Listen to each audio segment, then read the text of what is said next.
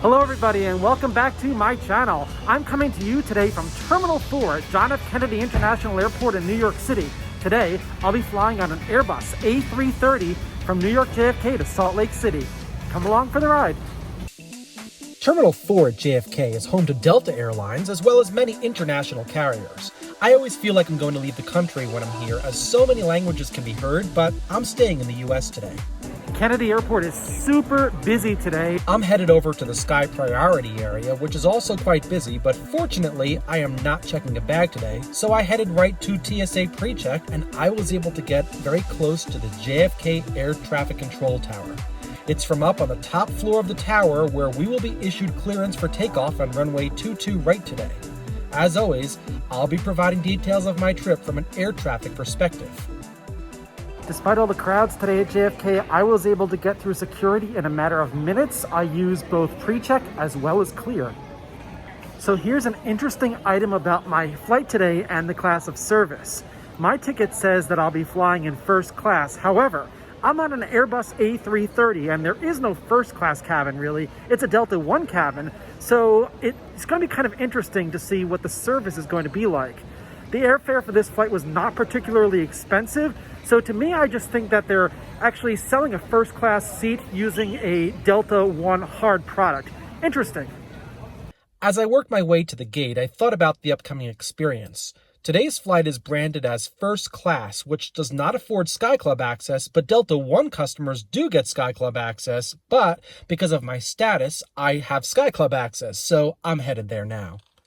On my reservation, it does say that dinner is served on the flight, but I've got access to the Delta Sky Club, so I'm going to eat a little bit before my flight right now. Because I wasn't really sure what to expect on board for food, I figured I could get a decent meal here before my flight. And I was right. I took a few moments to do some ramp spotting at this very diverse airport before heading to my gate. My Airbus today will be a -200 series. And here it is, tail number November 860 November Whiskey.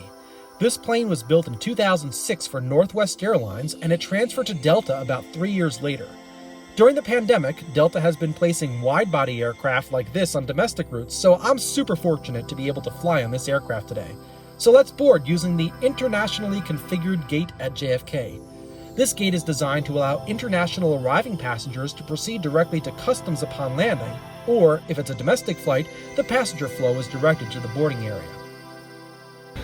I love the boarding gates here at JFK. They provide you with some really good views. This cabin sure is private and spacious. What I love the most is that this is a single seat and I'm traveling alone. The configuration here up front is 1 by 2 by 1, so there are only 4 seats across on this wide body in first class. I have windows to myself as well as direct aisle access. This is ideal. I'm actually liking this old version despite the fact that I know that Delta offers brand new suites on some of their aircraft.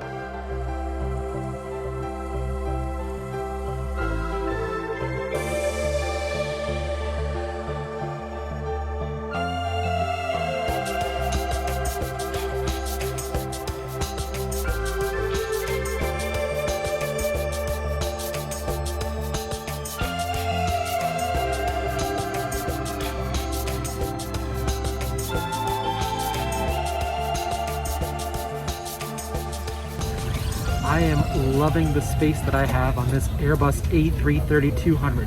The only thing that is a little bit difficult for me is the fact that the window is quite a bit away from where I'm actually sitting. So it's going to be a little bit of a stretch to take some videos out the window. I'm going to try my best. The distance between my seat and the window did prove to be a struggle for this enthusiast who loves the views and making videos about air traffic routes for you, but I tried my best to extend my arm to get some good footage. I would have designed this seat so that the seat itself is up against the window, but from a privacy perspective, this is very ideal. I felt like I was in my own private pod, even with one side exposed to the aisle. You know, despite the age of this cabin, I'm actually loving it. There's a lot of space here. It's just the distance to the window for me that distracts the cabin from getting an A, but it's got amenities like an individual reading light and ways to power up. It's interesting to see how the boarding bridge is located behind me. When I boarded this A330, I turned left to go to my seat in Delta First Class. Or wait, is it Delta 1? Whatever you want to call it, it's time to head over to Salt Lake City. So the jet bridge is being moved away from the aircraft to a safe distance so that this wide-body airplane can get pushed back, and as that was occurring, the safety demo began on the TV. So I pushed the button to allow the very large screen to pop out and be more visible to me. And at that moment, the ground crew got in position for pushback. The ramp controller, who was located on a lower floor of the JFK Air Traffic Control Tower, advised our captain that we were cleared to push back, and the tug pushed us back onto the ramp. Being on a large wide body pushing back at JFK made me feel like I was going to Europe, since A330s have been used on European routes from JFK for years, but I'm just headed to Salt Lake City. Once the tow pushed back, we were able to taxi onto the ramp under our own power.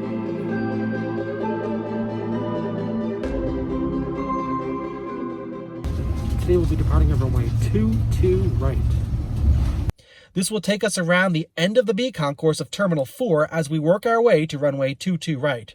There was hardly any traffic, and on taxiway Alpha, ground control told us to monitor the frequency for the runway controller, also known as the local controller, and within minutes, our A330 was told to line up and wait on the 12,079-foot-long runway. As we take position, we can see that the parallel runway is being used for arrivals. The wind is from the south, and having two runways for different kinds of operations increases efficiency. Our Pratt & Whitney engines are ready to bring us over Jamaica Bay for our initial climb out.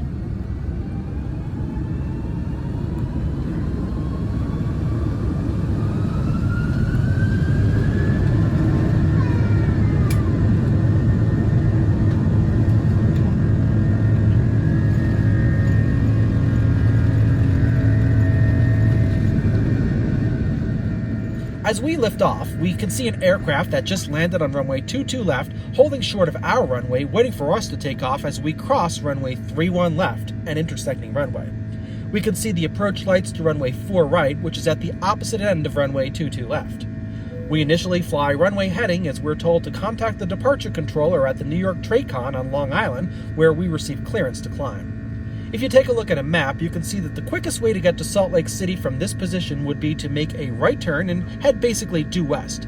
But today we're not able to do so because of weather, so we're going to make a left turn and fly around the New York metro area to the east, then heading north before heading west.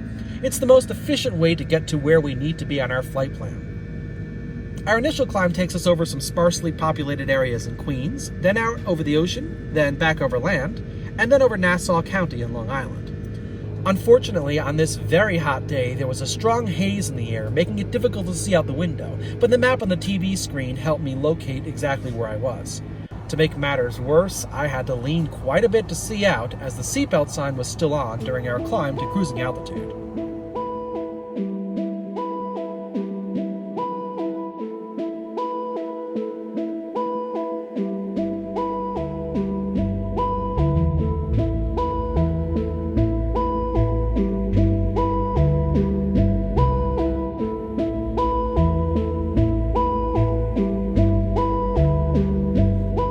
Even though we took this route to avoid bad weather, we still had to pass by some weather systems, but I can guarantee you that these weather cells are far less severe than the weather that would be in a direct route to Salt Lake City.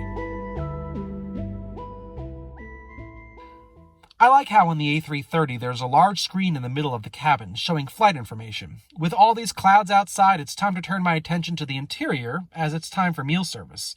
Today's class of service is having an identity crisis.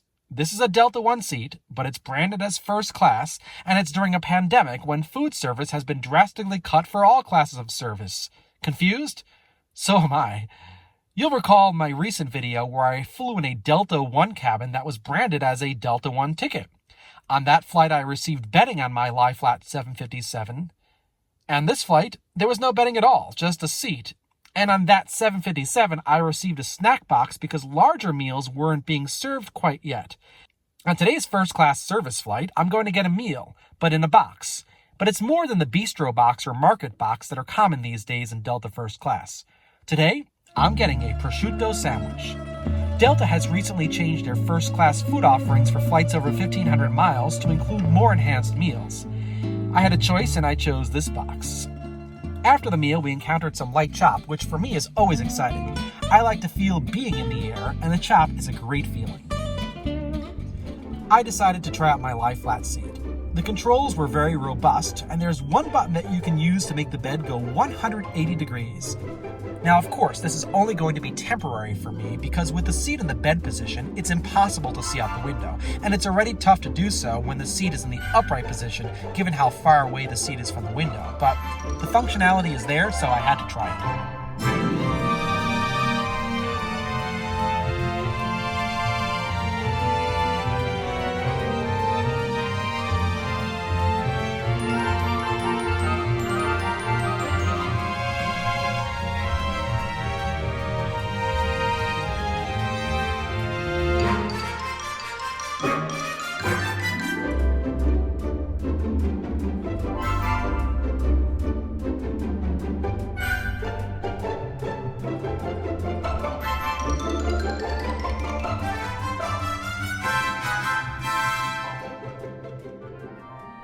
The audio system only works with these larger dual-pronged headsets. I would use them if I could hear ATC, but it's just for the in-flight entertainment system, which I never use.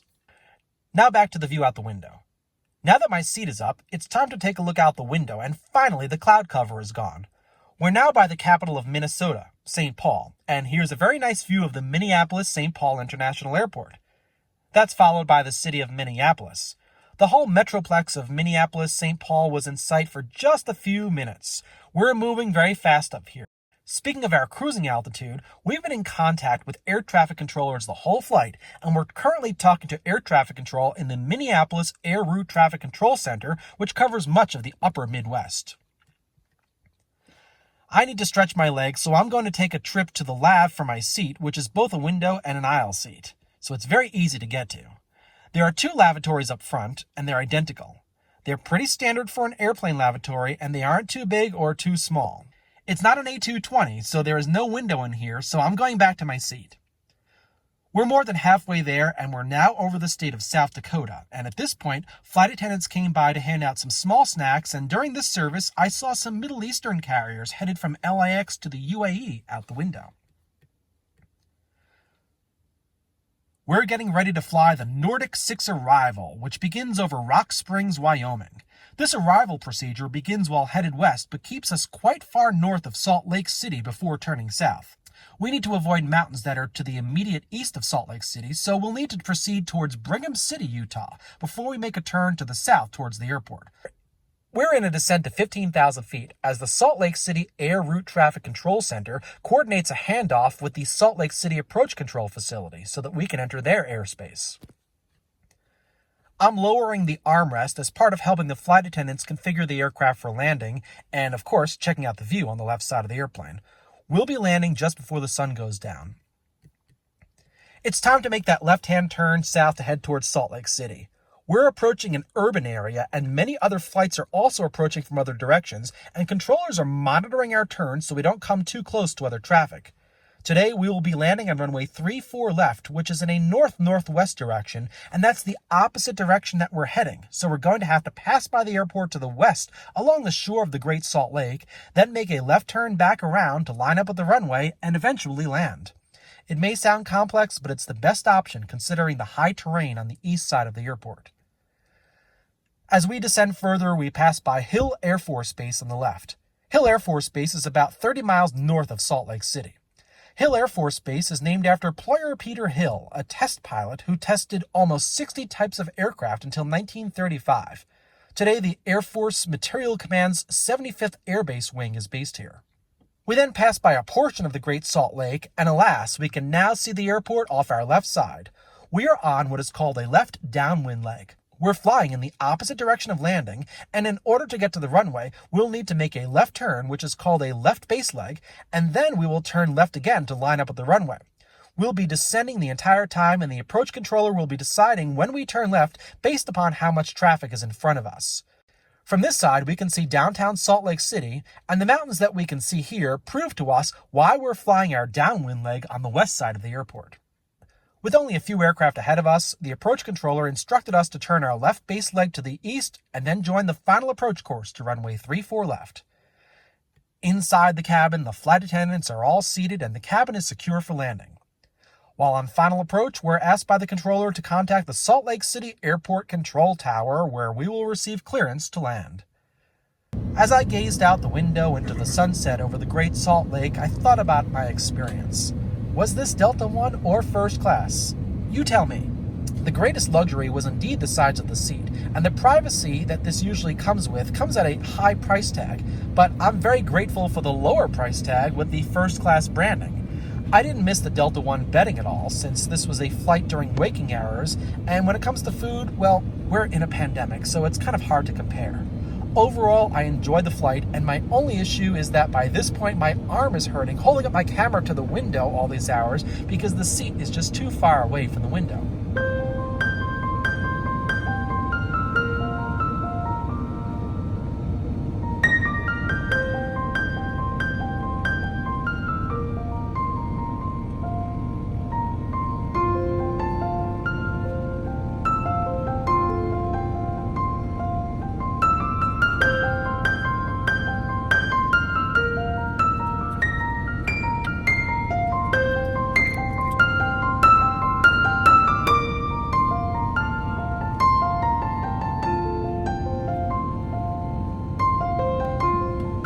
It's time for touchdown. Runway 34 left is 12,000 feet long. The elevation above sea level that we're touching down at is just over 4,200 feet.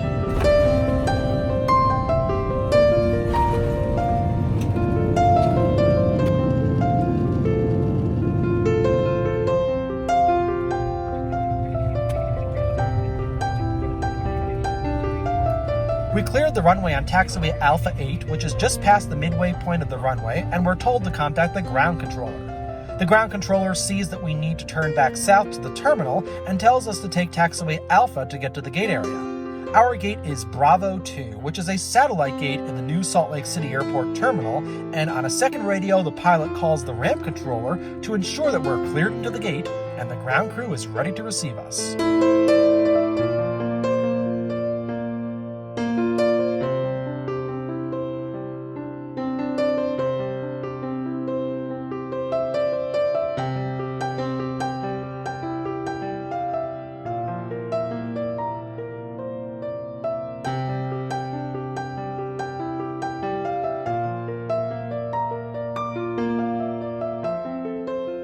Once we've come to a complete stop in the parking position for this A330, the jet bridge is put in position behind my seat, as we'll be using the second door to deplane. I took a look at my comfortable seat and again thought to myself, is this Delta One or first class?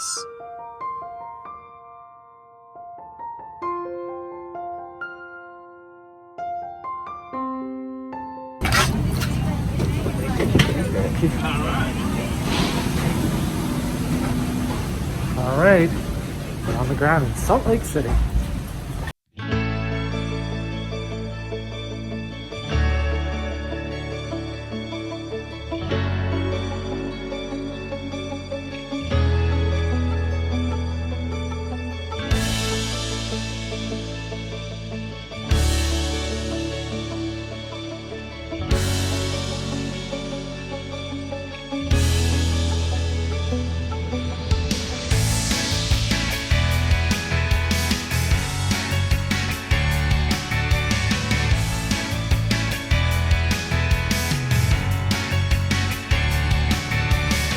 Well, that wraps up my trip on the A330 for today. Thank you so much for watching. I really enjoyed my experience.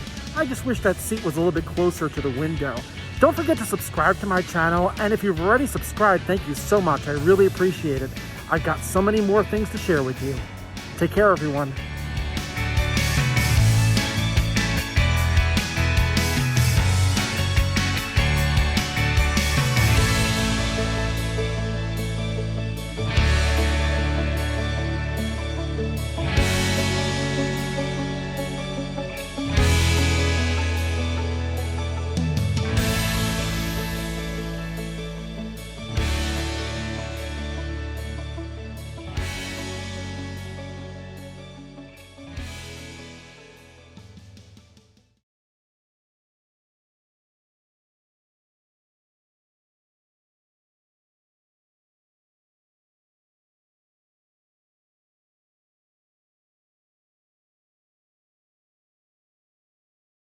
Ramp Control has asked us to contact Ground Control, a controller located above the ramp controller on the top floor of the control tower, and we were provided with taxi instructions to get to the active runway. Here, we are using taxiway Kilo Foxtrot